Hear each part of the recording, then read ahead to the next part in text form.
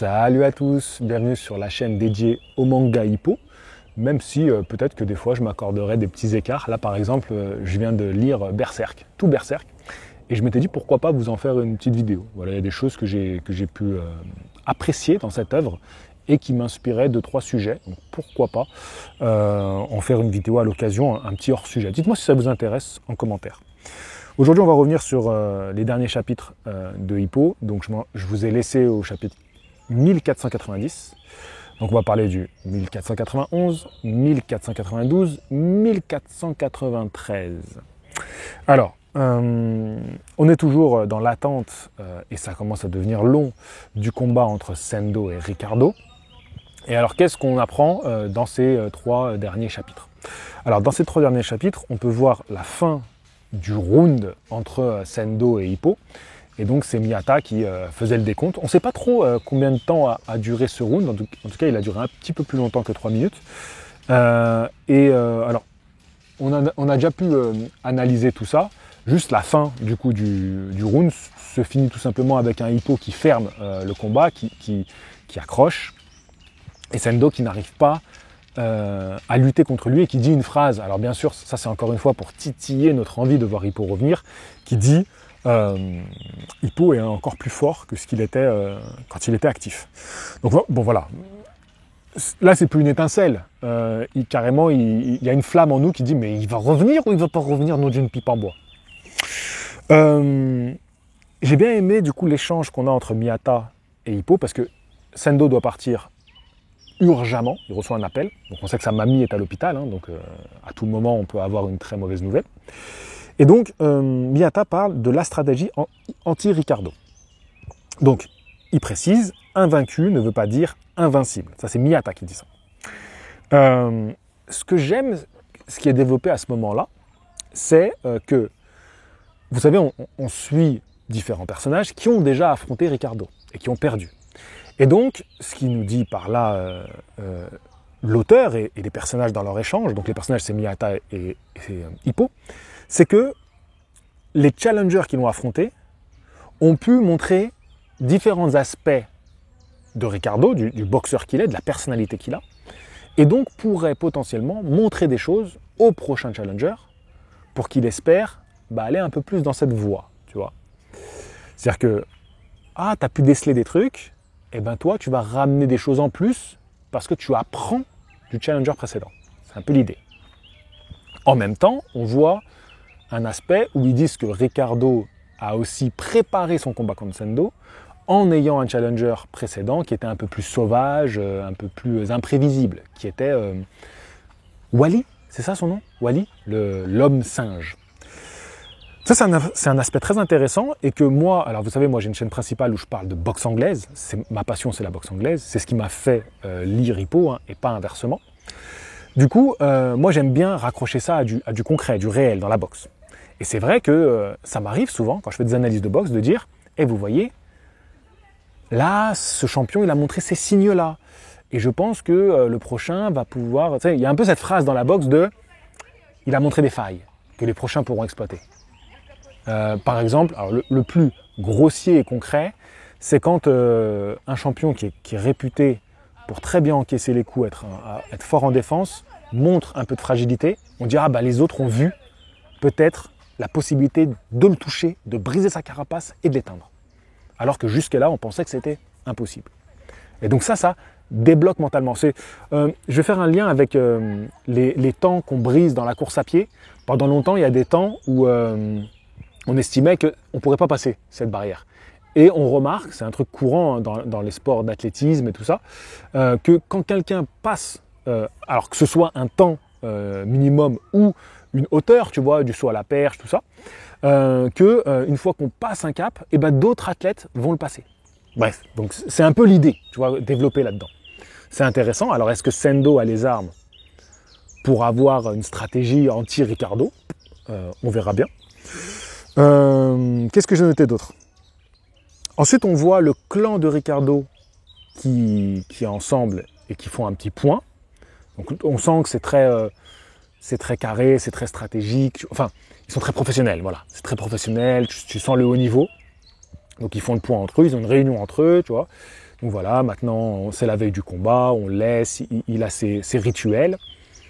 Et il reparle quand même du moment où Ricardo a été down contre Sendo lors d'un échange, lors d'une mise de gants. Je crois que c'était quand il était venu affronter Wally, Ricardo. Je crois que c'est la deuxième fois qu'il vient au Japon. Je sais pas si je dis pas une bêtise. Non, oui, quand il était venu affronter le champion japonais, l'ex-champion du Japon.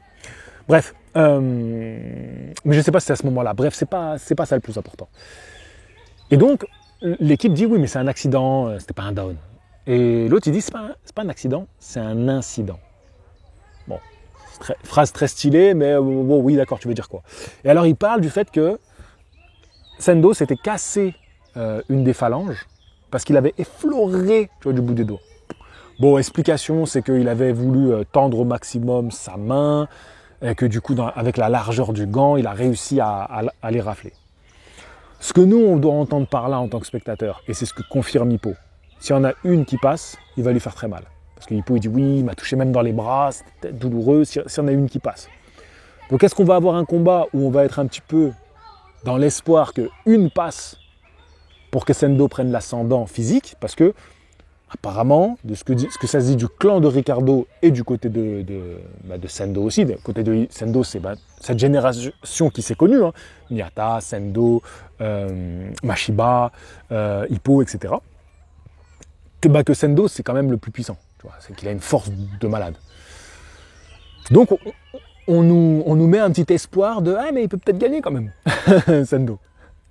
Moi, je le prends comme ça. C'est un peu ce qu'on nous met une piste de suspense, un petit peu. On parle de caprice de la part de Sendo. Alors ça, j'aimerais bien avoir vos opinions là-dessus. Dans sa façon de boxer. C'est une boxe capricieuse.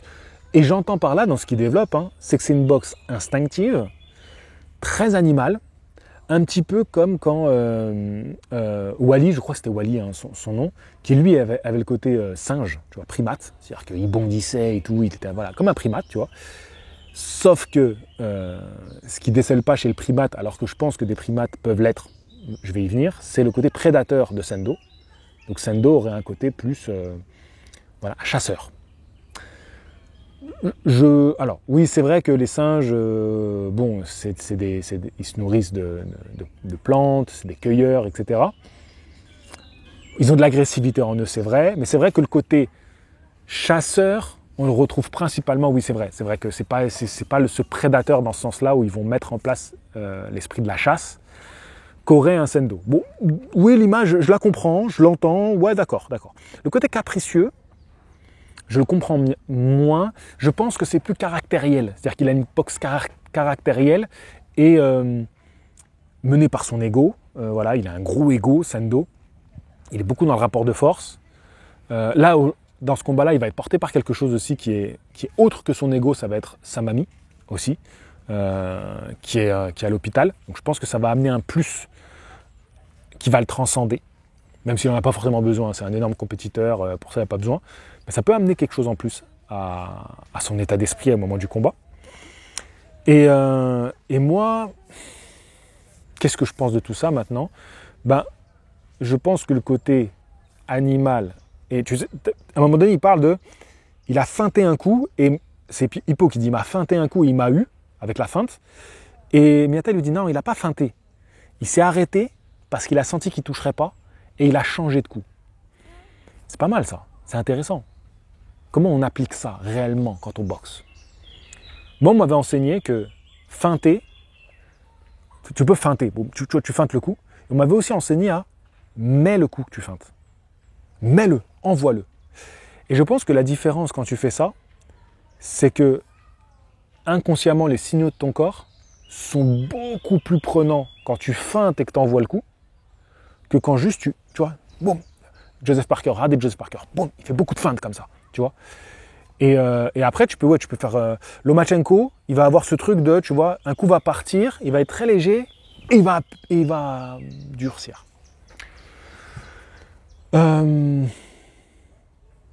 J'aime bien cette analyse de Sendo, ce côté, il doit pour partir. Tyson aussi avait ça. Tyson, il lançait, puis non, ça va pas y aller, donc je le retiens. Moi, je pense qu'il a, c'est cet aspect-là. Enfin, je pense. On n'analyse pas un vrai personnage. on est dans l'analyse d'une œuvre. Donc, ce qu'on doit se dire, c'est que est-ce que les qualités qu'il a vont être suffisantes pour battre Ricardo? Moi, je pense qu'il peut apporter un vrai plus. Alors, logiquement, si on veut être dans un truc un peu crescendo, tu vois, avant de voir Ricardo perdre, est-ce qu'on va pas avoir un Ricardo qui va aller au tapis, et on va dire, c'est une dinguerie, il a mis au tapis le champion, et qui va quand même remporter le combat. Et qu'on restera dans l'idée de les challengers montrent des pistes pour battre le champion, et que Sendo serait peut-être la dernière clé pour ouvrir la porte, mais il ne serait toujours qu'une clé, et pas celui qui rentrera définitivement dans la salle, tu vois, qu'il aura permis, parmi tant d'autres, de résoudre l'énigme, mais qu'au final, quelqu'un d'autre va résoudre cette énigme, et bien sûr, ce qu'on voudrait tous, c'est que ça soit Hippo.